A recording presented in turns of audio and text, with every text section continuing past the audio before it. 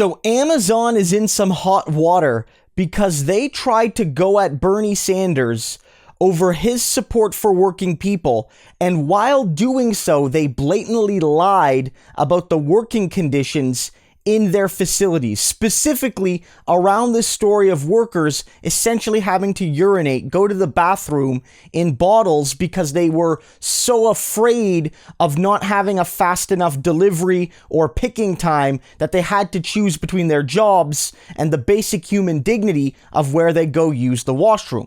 And so it all started when Bernie tweeted that he was going to Alabama to meet with some of the workers that are organizing a union and to talk about the value of unions more generally. And in response, Dave Clark, he's basically Jeff Bezos's heir apparent, the replacement to Bezos, said, "I welcome Senator Sanders to Birmingham and appreciate his push for a progressive workplace.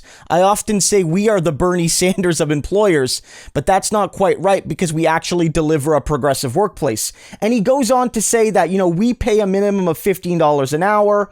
And he also tries to insult Bernie by saying it's Bernie Sanders' fault that the minimum wage in Vermont is only in the $11, $11.75 range. Why has Bernie Sanders not achieved a $15 minimum wage for his people in Vermont, which of course is ridiculous. Bernie Sanders is a federal senator. He does not control the statewide policy, and a minimum wage increase was vetoed recently by a Republican governor in that state. So there's nothing Bernie can do about that. But in essence, it all got worse for them when Mark Pauken, a progressive congressman, Bernie Sanders endorser, tweeted the following. He said, "Paying workers $15 an hour does not make you a progressive workplace when you union bust and make workers urinate in water bottles." And that's 100% correct, right?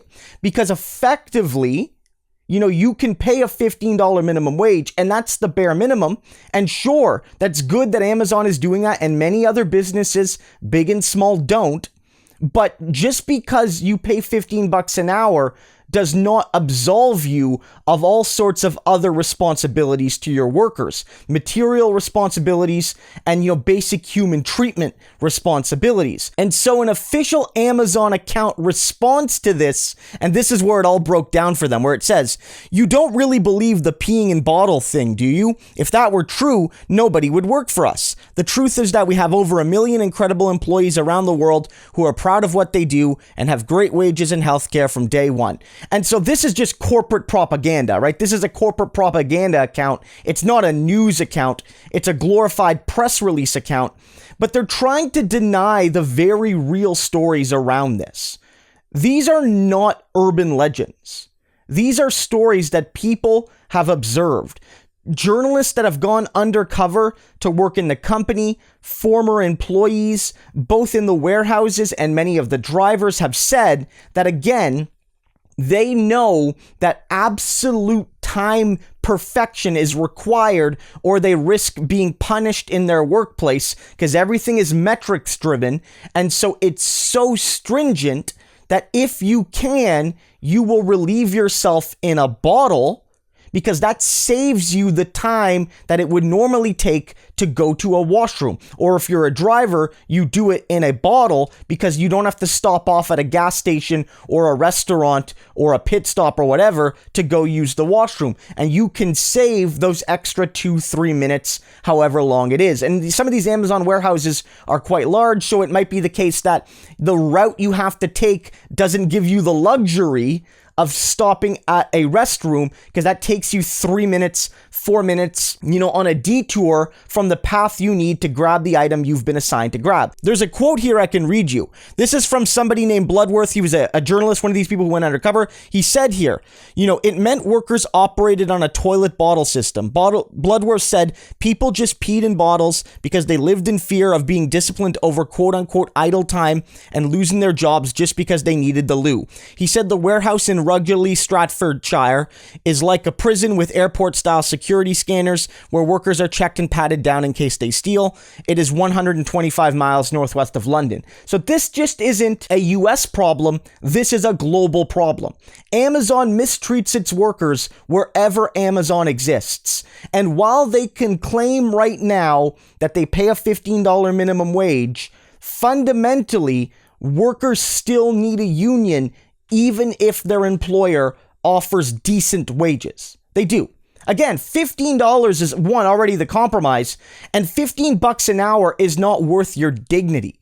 It's not worth your dignity. It's not worth, lacking basic human respect. And so that's why these workers are fighting for a union. You don't just need a union for wages. You need a union for respect. You need a union for security. You need a union for dignity. You need a union to ensure that your workplace is free of discrimination. You need all of these things to guarantee a workplace that is fair to you and to your fellow workers.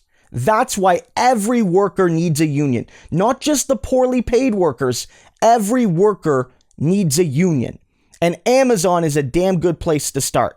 Again, they're still stepping in it. I mean, as I make this, you still have Dave Clark. This is just this morning saying, all I want to know is why the senator is one of the most powerful politicians in Vermont for 30 years and their minimum wage is still only $11.75 an hour. And he's like, again, they're sidestepping the issue here. They're sidestepping it.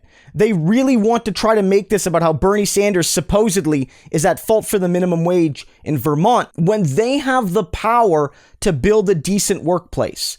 Amazon fears a union because not only will wages rise above $15 an hour if they unionize, but those workers will demand all sorts of things that make their lives better, which will make Amazon's corporate power weaker.